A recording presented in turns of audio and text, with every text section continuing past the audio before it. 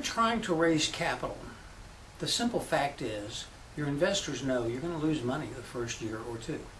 That's usually the way it is, and for you to predict otherwise probably means that you're being overly optimistic.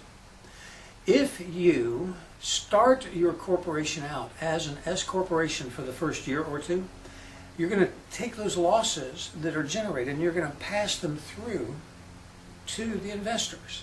What that means is the investors are going to be able to write those losses off against other ordinary income. So here's an example of how that works.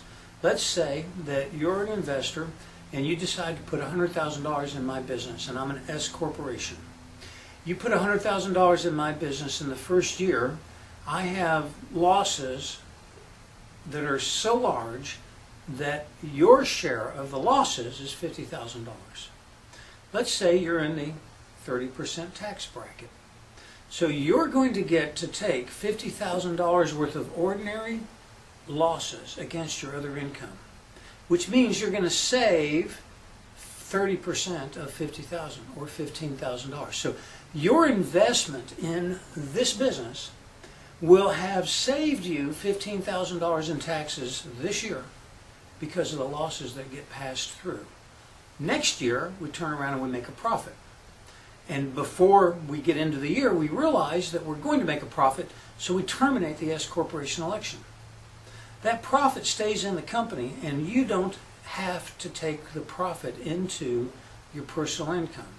So you can get the benefit of writing off your losses against your ordinary income and reduce the capital investment requirement. In other words, you're getting a return on your investment or a reduction in your investment through the pass-through of the losses.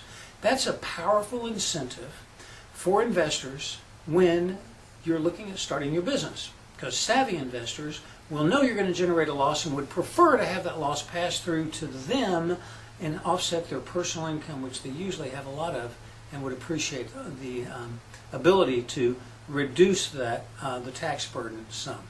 So an S corporation is a powerful capital raising tool if you use it correctly.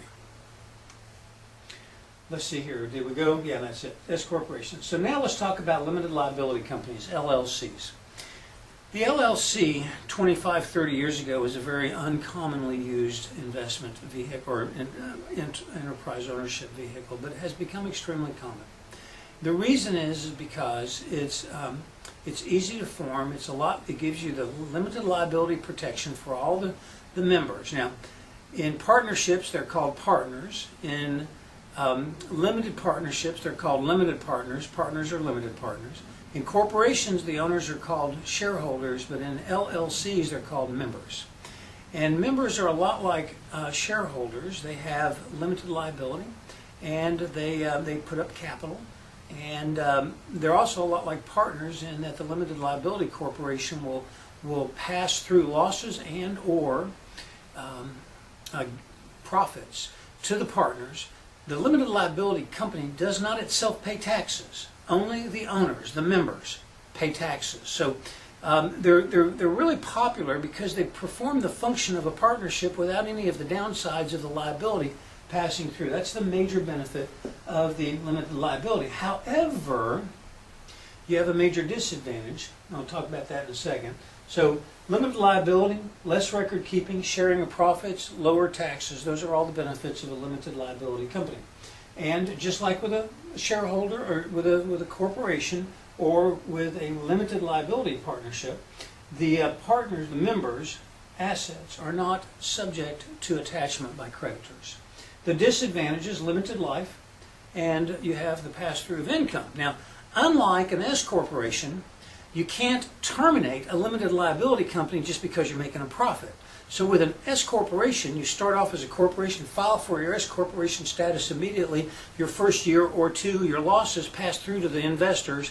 Then when you see a profit coming, you terminate the election, and the profits now stay in the company, and you don't pass profits through without distributing capital.